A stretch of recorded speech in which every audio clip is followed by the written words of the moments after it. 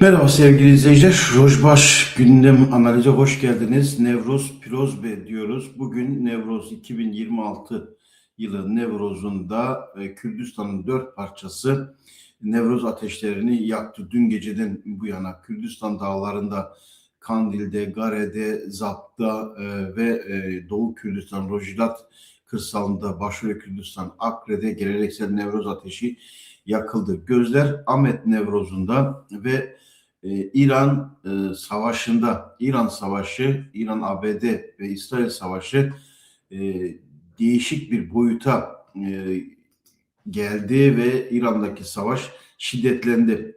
Nevroz için Ahmet'te on binler sokaklara, alanlara akmaya başladı. Yine Van'da, Mahabat'ta, Rojava'da, Mahmur'da, Kürdistan'ın dört parçasında, dünyanın her yerinde Kürtler Nevroz ateşini yaktı ve bugün de alanlarda Nevroz'u kitlesel olarak kutlamaya başlayacaklar. Frankfurt'ta, Almanya'nın Frankfurt kentinde, Bonn'da geniş kitlesel Nevroz kutlamaları olacak.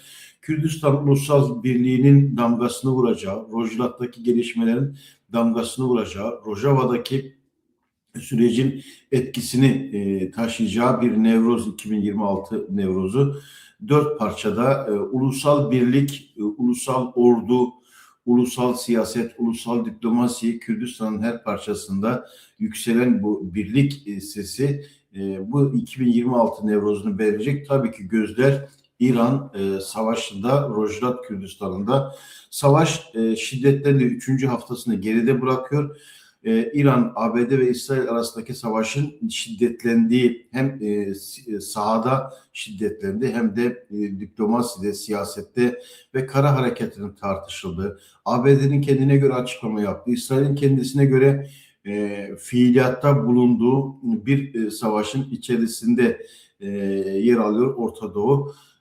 ABD Başkanı Trump'ın batılı müttefikleri eleştirisi vardı. İngiltere Hürmüz Boğazı nedeniyle askeri üslerini ABD'ye açacağını açıkladı. Savaştaki durum nedir? Son gelişmelere isterseniz bakalım. Savaştaki durum hakikaten çok şiddetli bir gün geçirdi. Tel Aviv, Tahran, İsfahan birçok noktada patlamalar vardı. Sabah saatlerinde yine İsrail'de sirenler çaldı ve savaş her cephede şiddetlendi. Yani Türkiye cephesinde de savaşın aslında etkileri var. Tayyip Erdoğan Netanyahu'yu İsrail'e hedef alan açıklamalarda bulunmuştu. Dün sabah akşam saatlerinde Türkiye'ye 2 füze düştü.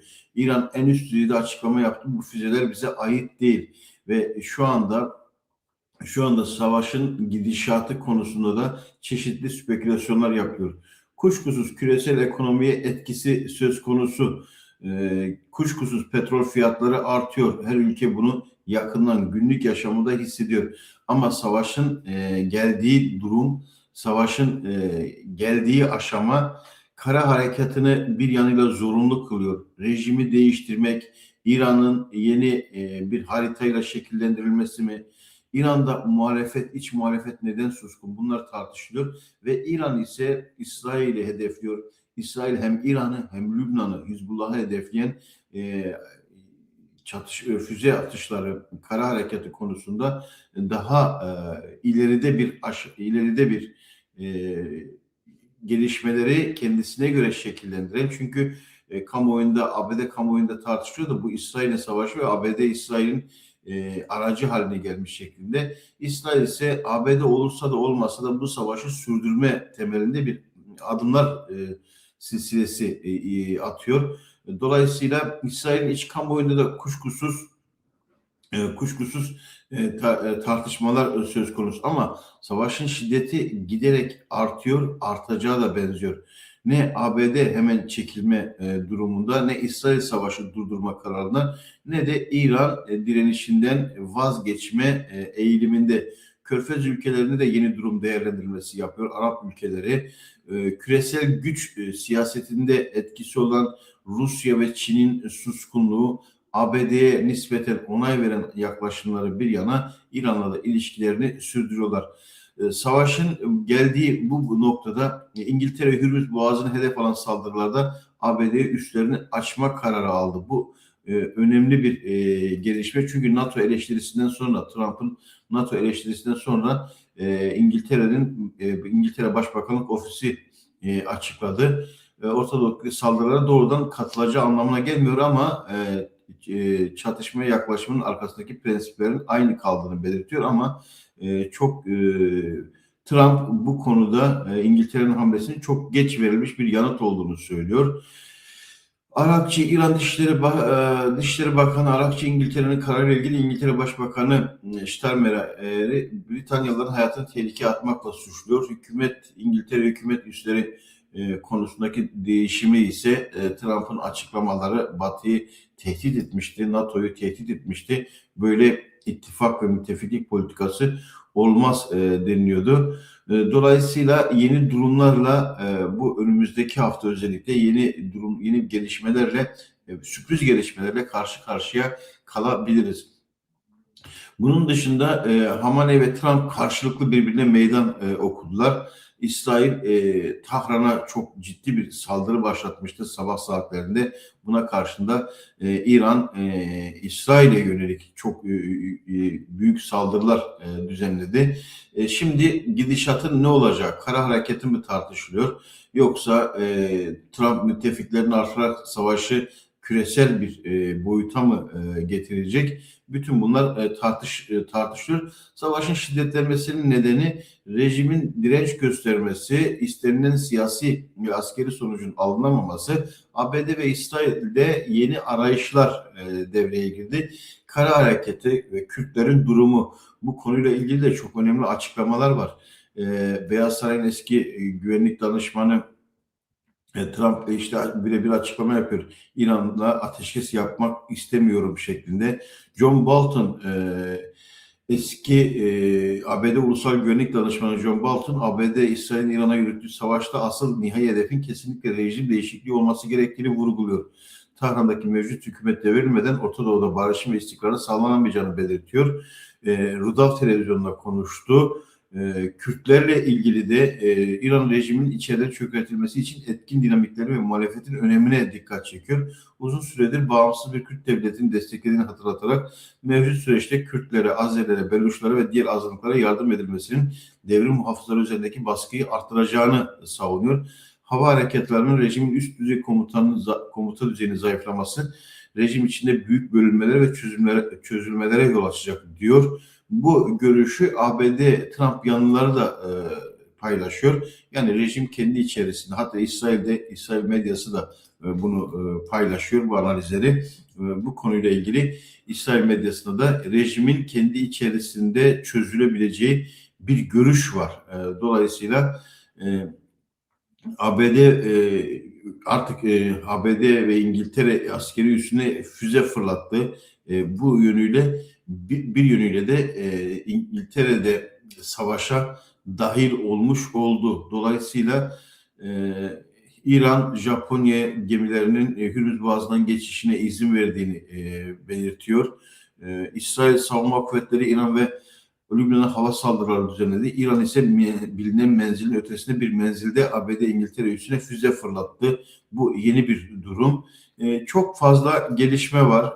Her gelişmenin farklı yorumlanması ya da farklı uzmanlık gerektiren alanlar da var. Çünkü kullanılan yeni nesil silahların özellikleri, bunların caydırıcılık etkisi nedir? Taraflar üzerinde. Savaşın toplum üzerindeki etkisi çok tartışılmıyor. Hem İran'da hem İsrail'de hem ABD'de sıcak savaşı birebir yaşayan İran ve İsrail toplumu, her gün füzelerin düştüğü kent merkezlerinde sivillerin yaşamını yitirdiği bu iki ülkede ve Lübnan'da savaşın toplum üzerindeki psikolojisinin ne olduğu çok tartışılmıyor. Çünkü İsrail 3 haftadır neredeyse sığınaklarda zamanını geçiren insanlar söz konusu. Bu beraberinde bir korku, kaygı, değişik psikolojik, sosyal psikolojik etkiler de ortaya çıkaracak. Keza İran için de durum böyle. Bu meselenin ne kadar süreceği ya da kendi iç dinamikleri, İran kendi iç dinamikleriyle, İsrail kendi iç dinamikleriyle bu savaşı nasıl sürdüreceğini tam bilemiyor. Bu konuda bir belirsizlik var. İran rejimi korumak için sivilleri kendisine kalkan yapan, Hatta işte balistik füzeleri, çok üst düzey askeri tekniği kullanarak kendisini savunmaya çalışıyor ama böyle olacak mı? Bunu tam bilemiyoruz. İran'daki, Tahran'daki, Tel Aviv'deki, Washington'daki son durum bu. Trump, İran'la kesinlikle bir ateşkes yapmayacaklarını belirtiyor. Ama karmaşık, belirsiz, değişken açıklamalarla da kendi belki de kendi stratejini, taktiğini gizlemeye çalışıyor Trump. Ama içeriden de bir sıkıntısının olduğunu, ABD içinde de bir sıkıntının olduğunu söylemek pek de yanlış olmaz. Türkiye cephesine gelelim. Türkiye cephesinde Tayyip Erdoğan'ın İsrail'le işte bedelini ödeyecek açıklamalar vardı. İsrail medyasında, sosyal medyada İsrail çok üst düzey yetkililerinin yaptığı açıklamalar var. Sırada Türkiye'nin olduğu bu savaşın aynı zamanda Türkiye'yi değiştirme savaşı olduğu konusunda paylaşımlar yapılıyor. Karşılıklı tepkiyle yapılan açıklamalar mı yoksa bu konu hakikaten İsrail ile Türkiye arasında da yeni bir gerilim noktasını oluşturacak mı? Bütün bunlar göz önünde bulundurulması gerekiyor. Kürdistan Ulusal Kongresi bölgenin haritası değişiyor. Kürtler buluşmalı, birleşmeli çağrısını, açıklamasını yineledi. Hakikaten Kürdistan'da aslında fiili bir ulusal birlik söz konusu. Bunu da rahatlıkla söyleyebiliriz. Kürdistan'da Nevroz gündemine geçelim. Ahmet'ten Mahabat'a Nevroz ateşi, Kürdistan dağlarında Nevroz ateşi büyük bir coşkuyla başladı. Sabahın bu saatlerinde hemen sizlerle paylaşalım. Sabahın bu saatlerinde Ahmet'ten başlayarak Doğu Kürdistan'a, Güney Kürdistan'a, Rojava'ya birçok merkezde Nevroz hazırlıkları vardı ve bu Nevroz gerçekten diğer bütün Nevrozlardan farklı. Mezopotamya Ajansı birebir Ahmet'ten canlı olarak bildiriyor. Ahmet Nevroz'un kutlanacağı alanlara girişler henüz başlamazken 7'den 70'e herkes sabahın erken saatlerinden yola koyuldu. Nevroz Parkı'nda Özgürlük ve Demokrasi Nevrozu, Nevroz-u Azadiye, Kitiye Demokratik Birlik yani ulusal birlik vurgusu yapılıyor. Sabah erken saatlerden itibaren Ahmet'te Nevroz alanlarına akış başladı. Sadece Ahmet'te değil, İstanbul'da büyük bir Nevroz kutlaması hazırlığı var. Orada da Kürdistan'ın belki de en büyük kenti İstanbul diyebiliriz. Mersin'de, metropollerde Nevroz'un kutlama hazırlıkları var. Van'da önemli bir Nevroz etkinliği olacak. Her yıl damgasını vuran Nevroz kutlamalarıyla Van da öne çıkıyordu. Sadece bütün bu kentler değil, Güney Kürdistan'ın birçok bölgesinde Nevroz'la ilgili mesajlar verildi. Ulusal birlik mesajı öne çıkıyor. Bütün bu kutlamalarda Kürdistan dağlarında ve kentlerinde Nevroz'un her yaştan herkesin katıldığı ve her yıl Nevroz'un farklı bir özelliği vardı. Ama özellikle işte Frankfurt Nevroz'a hazırlanıyor, Bonn'da Nevroz'a hazırlık söz konusu. Rojava'da Nevroz ateşi yakıldı. Güney Kürdistan'da Akkre'de Nevroz ateşi yakıldı. Doğu Kürdistan'da Nevroz ateşi yakıldı ve Ahmet'te büyük Nevroz kutlamalarına hazırlık söz konusu. Dolayısıyla Nevroz'un her alanda işte Kandil'de görkemli bir Nevroz ateşi, Güney Kürdistan'da Mesut Barzani Nevroz ateşini Evler Kalesi önünde yaktı. Bütün bu Nevroz heyecanı her alanda Kürtlerin büyük yani tarihinde çok önemli bir süreçte yaşanıyor. İşte Akkre'deki kutlamayı ekranlarınıza Nevroz'un Akkre'deki geleneksel kutlama Güney Kürdistan'da Behtinan bölgesinde ve sürekli her Nevroz'la adeta dikkatleri üzerine çıkan büyük bir görsellikle Nevroz ateşi yakıldı. Doğu Kürdistan'daki Nevroz her anında, her karesiyle bir mesaj içeriyor. Ama 2026 Nevroz'unun kuşkusuz en önemli mesajı ulusal birlik, ulusal milli savunma gücünün oluşturulması, Rojhilat ve Rojava'daki durumun statüye kavuşturulması meselesi var. Bütün herkes Kürdistan bayraklarıyla Kürdistan dağlarında Nevroz'u kutlamaya çalışıyor. Çok eski bir gelenek Nevroz. Tabii ki bu Nevroz'u kutlarken tarihini unutmamak lazım. Demirci Kava'dan Mazlum Doğan'a kadar Zekiye Alkan ve bütün Nevroz şehitlerini de saygıyla anmak gerekiyor.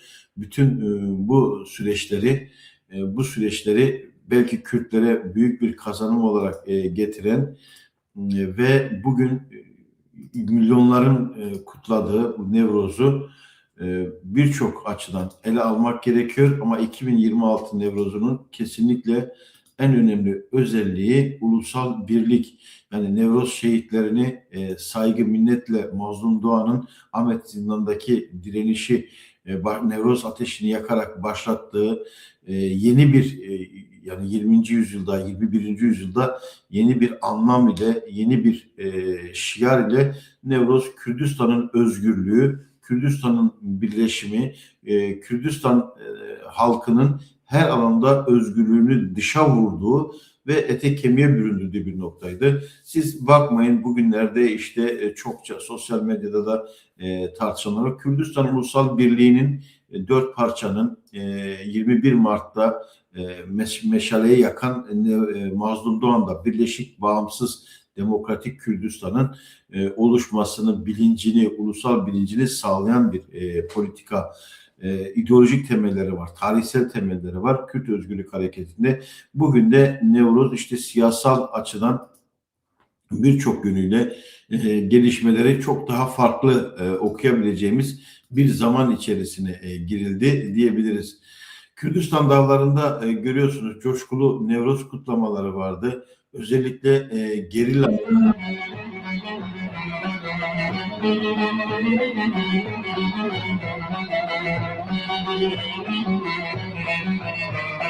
Fedakariye mezun çeki Ahmet Malazgirt HPG komutanı konuşuyor. Kürdistan ki dağlarında Kürdistan'ı şirinim laya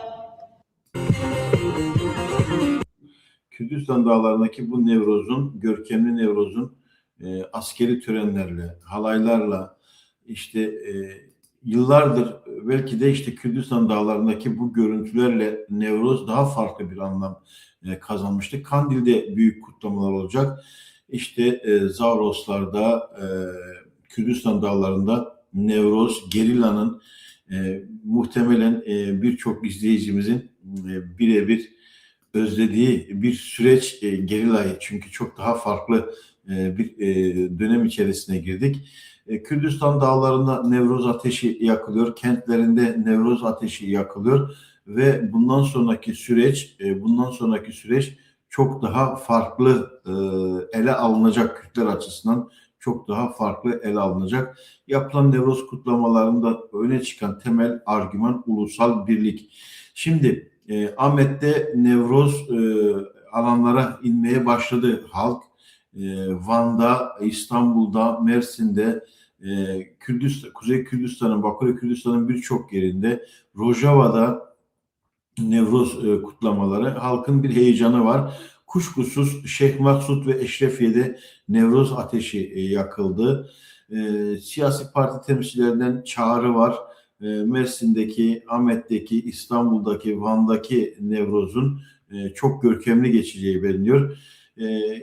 Rojava'da Nevroz kutlamaları var. Bazı güvenlik tartışmaları nedeniyle çok daha farklı ele alınıyor. Ama tekrar belirtmekte fayda var. Nevroz 2026 yılın Nevroz'u bugün birçok açıdan Nevruz ulusal birlik konusunda siyasi ve askeri birliğin Kürdistan halkı tarafından gündeme getirildiği bir süreci yaşadık ve dolayısıyla İran Savaşı biraz daha bu ulusal birliği hızlandıracağı benziyor. Kürdistan'daki Nevruz kutlamalarında yakından izleyeceğiz. Akşam saatlerinde Nevruz'un siyasal analizini, ortaya çıkan tablonun ne anlama geldiğini sizlerle paylaşacağız. İzlediğiniz için çok teşekkür ederim. Nevroz Pirozbe diyorum. Tekrar Nevroz Pirozbe diyorum. Rojava Kürdistan'ın, Başarı Kürdistan, Bakkur ve dünyanın birçok yerinde yaşayan Kürdistanlıların Nevroz bayramını tekrar kutluyorum ve Nevroz'un bugünkü düzeye gelmesinde emek harcayan, bedel ödeyen herkese de saygı ve minnetle anıyorum. Nevroz Pirozbe diyorum. Tekrar buluşuncaya dek hoşça kalın.